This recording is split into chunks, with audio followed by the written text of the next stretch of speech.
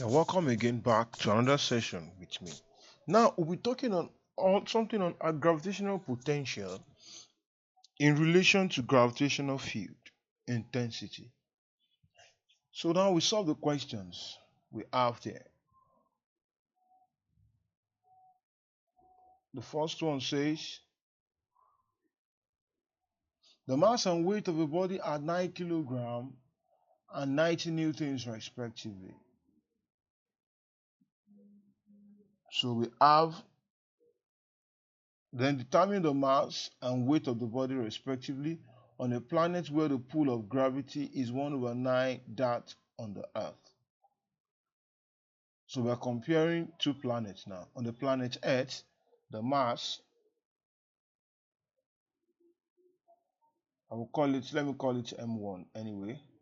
So I have M1, that of the Earth. Okay, let me call it the mass of the Earth, sorry. The mass on the Earth is 9 kilograms.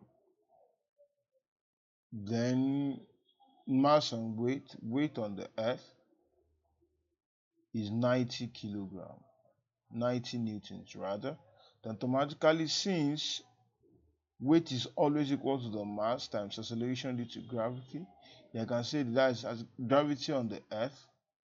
Then I can say the gravity on the Earth over 90 divided by 9, and that should be 10 meters per second square. Is that good? And determine the mass and weight of the body respectively on a planet where the pull of gravity is 1/9 that on the Earth. Anyway, the mass of a body does not change. Any planet where it is, it remains the same. So I can still say the mass M2 on a different planet will still be what? 9 kilograms. But now they said where the pull of gravity is 1/9 that on the Earth. So on this other planet, let me call it G2, there the the the pull of gravity, the acceleration due to gravity there will always be 1/9 whatever which on the Earth, and that on the Earth is, from what we did here, is 10 meters per second square. So 1/9 times 10, that should be 10 upon 9. Then we have it to be meter per second square. So we can now calculate the weight. So the weight, which is always what? Mg.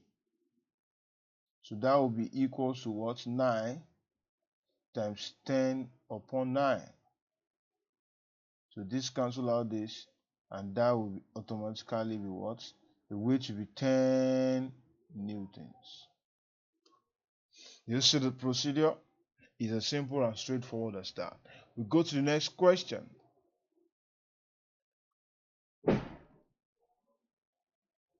So here we have it that the Earth is 4 times the Earth is 4 times the size. Let me just wipe off this. Yes, and I will also delete this so that I can have sufficient space. So the Earth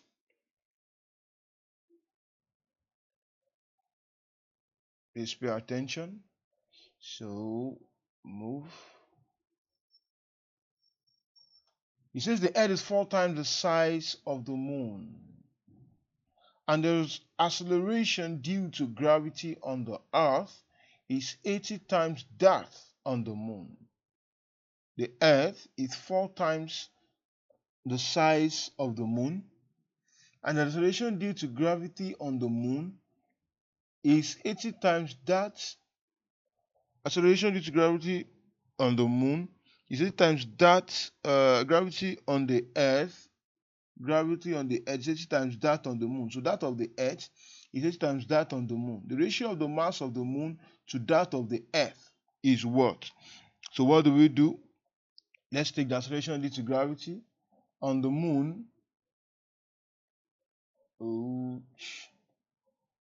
Okay, so we have this acceleration due to gravity on the moon. That will be what? We don't know. It was not stated. X, let's give that as X. Then acceleration due to gravity on the Earth.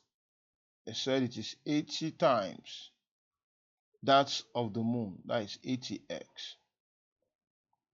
Then we'll move on again. Consider the radius of the moon. The radius of the moon, let's take that as z. Then the radius of the Earth, we length is 4 times that of the radius of the moon. That's 4z. Is that all we have? Yes. So we have that. Now the question is the ratio of the mass of the moon to that of the Earth. Now when we have values like this, what is the formula that will be suitable to get rid of or get ourselves out of the mess we are and get along? We have acceleration due to gravity, we have the radius, and that's distance. So what can we use? The best formula to use here, if you remember, your acceleration due to gravity is what? It is also g m over the distance. We gave this formula when you are dealing with acceleration due to gravity slash the gravitational field intensity, where you have the recall that G is equal to F over what? M. And this is also equal. The first is G M1 times M2, then over what? R square divided by this means 1 over M. So this can cancel out this. We have one of the M gone. Then you can have this to be equal to G M over R square. So that's the relation that we're going to be using. So we can take that of which we are told to look for the ratio of the mass of the moon to that of the Earth. The ratio of the mass of the moon. So let's go for the moon. Let's make the mass subject of formula here if G is equal to this. So M will be GR over G. So since M, I can take the mass of the moon can be equal to G gravitation due to gravity of the moon times the radius of the moon, that distance of the moon, all squared over G, isn't it? And that will be divided by the mass of the Earth, which will in turn to be what? G, acceleration gravity on the Earth, times the mass.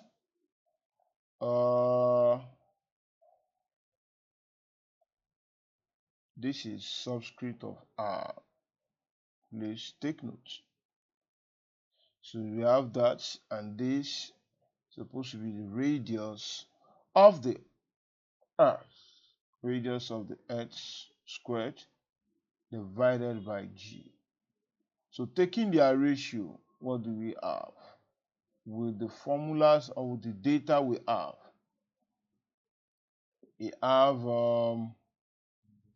GR. Our GR of the moon, sorry, so this should be M. Of the moon should be X times the radius of the moon squared, that is Z squared, upon G times change the multiplication, your G over what is the acceleration due to gravity of the Earth, that is 80x times what? The radius of the Earth is 4z. So what do we have? X. We cancel out X. Then we have the Z. This is 4Z. And this is supposed to be equal to 16Z squared. Yes. So please let me just clear this off and we'll go again. May have to work it somewhere here. So we have it somewhere here so that you can have a clearer view of it. So we have G, the acceleration due to gravity of the moon is X times the radius of the moon is Z, but that is Z square. Right, communicating. So we have Z square. So having Z square there, if the radius of the earth, okay, that is Z squared, then divided by G, then ratio divided by this.